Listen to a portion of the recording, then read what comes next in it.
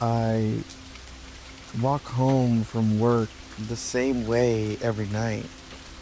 Same streets, same cracked sidewalks, same tired streetlights humming overhead. It's not a bad neighborhood, just quiet. The kind of quiet that settles in after office close and everyone who has somewhere to be has already gone there. I like the routine. After 8 hours of fluorescent lights and polite conversations, predictability feels safe. There's a four-way intersection about 3 blocks from my apartment.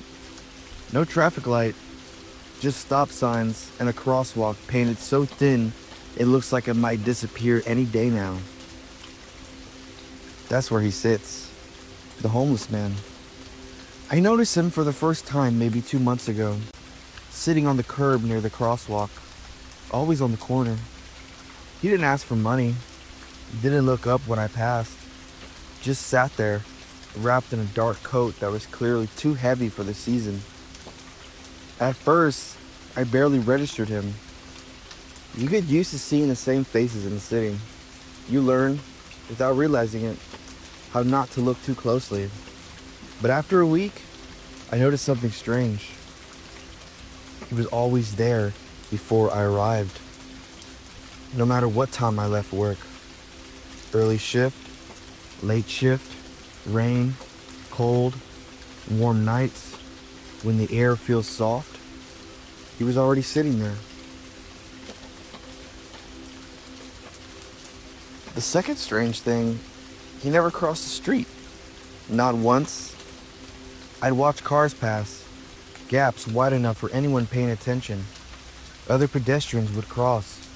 Dogs, bikes, joggers. He stays seated, still waiting.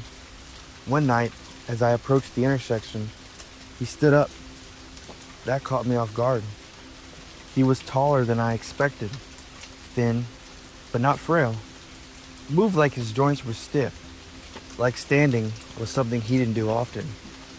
As I stepped toward the crosswalk, he lifted a hand. Not aggressive, not frantic, just firm. "Don't cross yet," he said.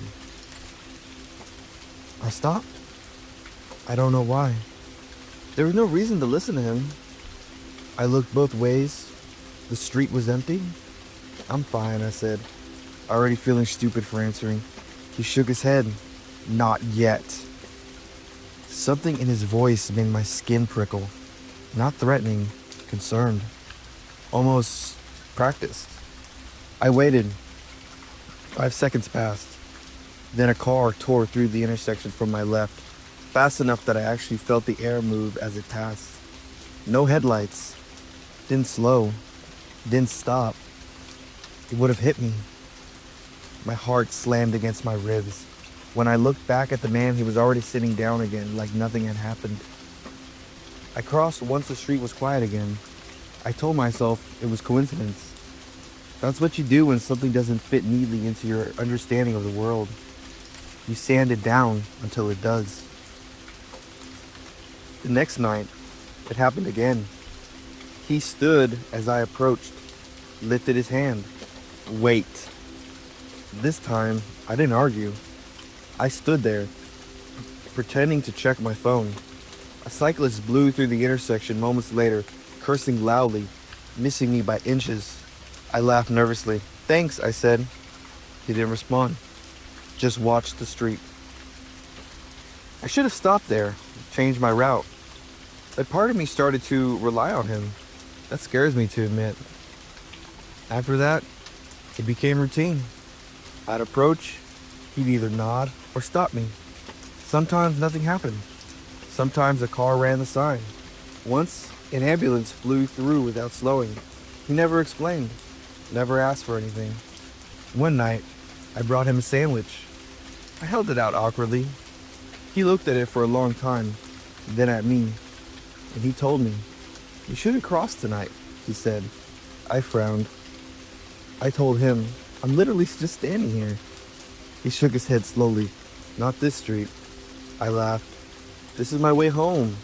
His eyes finally met mine, deep set, tired. Take the long way, he said, just tonight. Something in my chest tightened. I listened. The long way added 10 minutes. I didn't see anything strange. But the next morning, the intersection was taped off. Police cars, broken glass, a car wrapped around a light pole. They said the driver lost control around midnight. I didn't sleep much that day.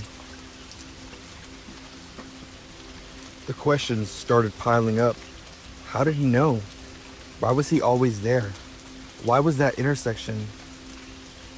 So one night I asked, "Why did you stop me?" I said, standing beside him. He didn't answer right away. "I used to cross," he said finally. My stomach dropped. "Used to?" He nodded toward the street. Thought I knew when it was safe. I waited for more. He didn't give it. Then, one evening, he wasn't there. The curb was empty. No blanket, no coat, no sign he'd ever been. The streetlight flickered above the bare sidewalk. I hesitated. I crossed. Nothing happened. I crossed the next night too. Still nothing.